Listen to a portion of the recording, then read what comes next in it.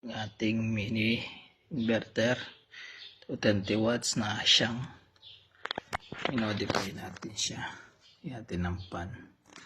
Tapos kinuha natin XT60 connection, tapos yung 20 watts 20 ampere na switch din sa ating 3-in-1 DIY connector. Connect siya dito sa ating cigarette lighter jack. So yan, testingin natin. Gawin natin to. Kasi wala talaga siyang switch. Nagdirekta siya. Hindi siya sa battery lang. So yan, nagawin na siya. Lakas nung pa. Grabe. Yes yan. Gawin natin mo. Click pan. Oh, very good. Uminit kasi ito dati. Ngayon, wala na. Lamig na. Grabe lasang hangin. Ngayon lang.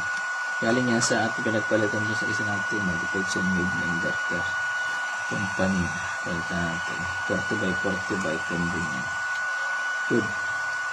Good.